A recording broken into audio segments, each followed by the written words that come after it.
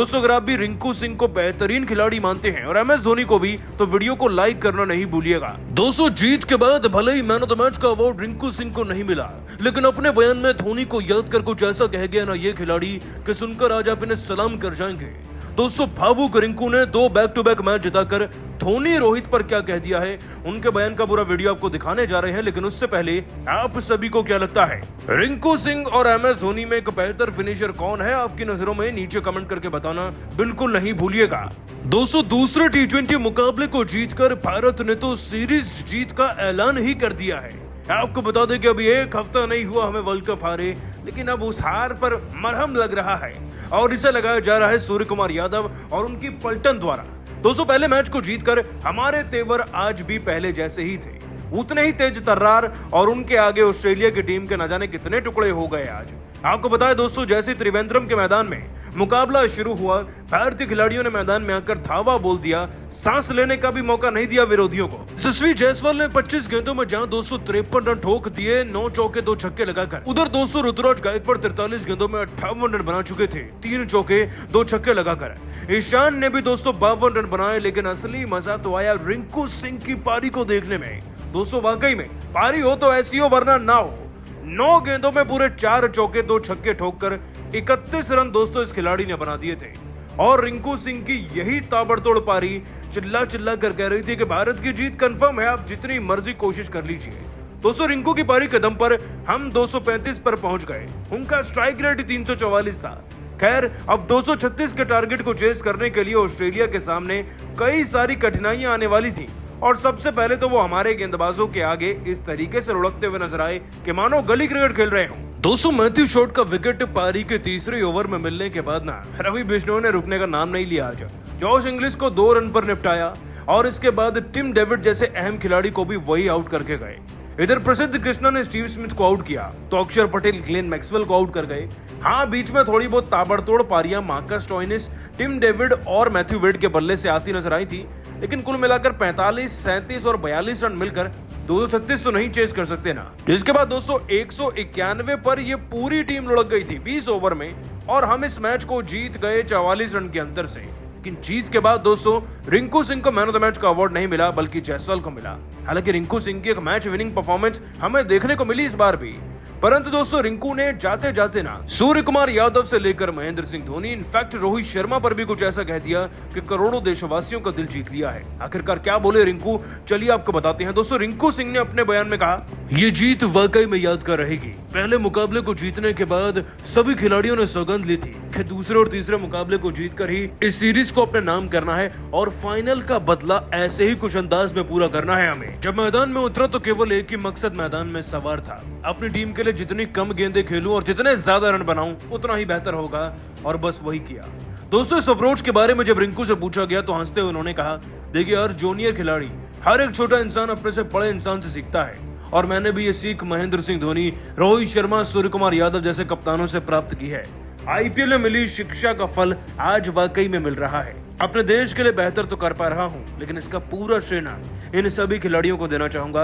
अगर शायद इनकी शिक्षा प्राप्त ना होती तो मैं जैसा कुछ कर भी नहीं पाता। इसलिए धोनी भाई को दिल से सलाम, रोहित और सूर्य भाई को भी। तिरुवनंतपुरम के मैदान पर खेले गए दूसरे T20 मुकाबले में ऐसा लगा जैसे भारतीय युवा सितारों के सिर पर तो खून सवार है। ऑस्ट्रेलिया ने टॉस जीतकर पहले हमें गेंदबाजी नहीं बल्लेबाजी का न्योता दिया, लेकिन यही उनकी सबसे बड़ी भूल साबित हुई, क्योंकि मैदान में उतरते ही पहले यशस्वी का कहर टूटा। उन्होंने 25 गेंदों में 53 रन ठोके तो ऋतुराज गायकवाड़ ने 43 गेंदों पर 58 रन बनाए। यहाँ तक कि ईशान किशन भी 32 गेंदों पर 52 रन बनाकर चले गए। लेकिन असली महफिल तो किसी ने लूटी, वो थे छक्कों के सरताज रिंकू सिंह। 19वें ओवर में बैटिंग करने आए रिंकू सिंह ने एक ही ओवर में कुल 25 रन बटोरकर ऐसा तहलका मचाया कि 9 गेंदों पर 4 चौके और 2 छक्कों की बदौलत 31 रन बनाए और टीम इंडिया को 20 ओवर में 235 रनों तक पहुंचा दिया। अब इतने बड़े लक्ष्य का पीछा करना, वो भी ऑस्ट्रेलिया के लिए, ये तो लगभग नामुमकिन था।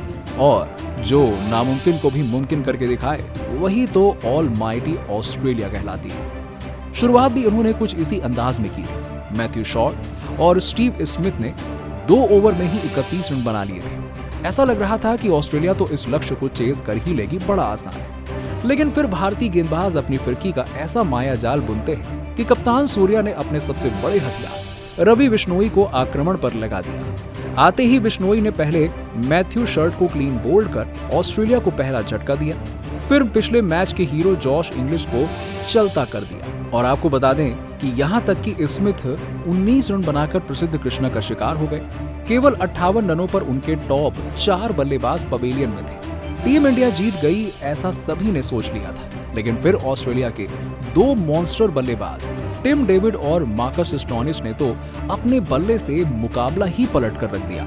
चौके और छक्कों का ऐसा तूफान लगाया कि 32 गेंदों में ही 75 रनों की खौफनाक पार्टनरशिप बना डाली। मैच तो ऑस्ट्रेलिया के हक में चला गया था और भारतीय टीम हार की तरफ बढ़ रही थी, क्योंकि ये दोनों हमसे जीत को छीनने के लिए पूरी तरीके से तैयार थे।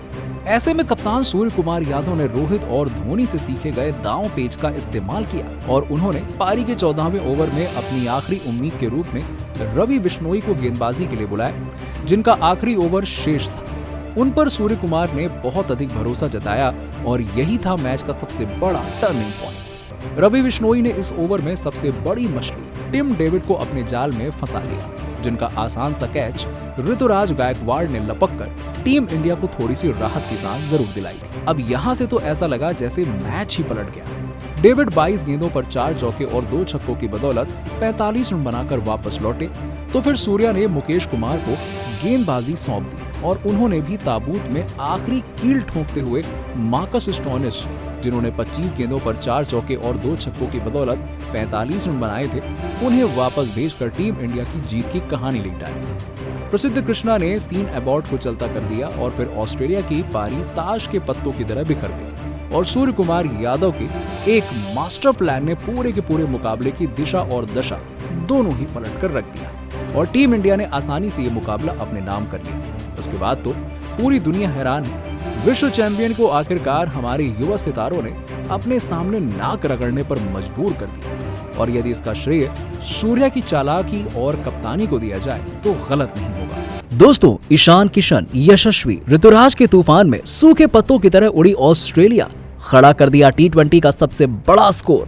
तो फिर बिश्नोई के साथ अक्षर पटेल ने फिरकी का ऐसा मायाजाल बुना कि ऑस्ट्रेलिया को दिन में तारे दिखाते हुए इतिहास की सबसे खतरनाक और दर्दनाक हार का स्वाद उन्हें चखा दिया, हर किसी को हैरत में डाल दिया। तो आखिरकार कैसा टीम इंडिया के युवा जोश और जुनून के आगे धराशायी हुआ विश्व चैंपियन, विस्फोटक बल्लेबाजी के बाद भारतीय टीम की कातिलाना गेंदबाजी का पूरा वीडियो हम आपको दिखाएंगे और इस वीडियो में दिखाएंगे हाईलाइट। लेकिन उससे पहले आपको क्या लगता है कि ईशान किशन, यशस्वी जायसवाल और सूर्य कुमार यादव में कौन है दुनिया का सबसे खतरनाक बल्लेबाज? नीचे हमें कमेंट सेक्शन में कमेंट करके जरूर बताइएगा।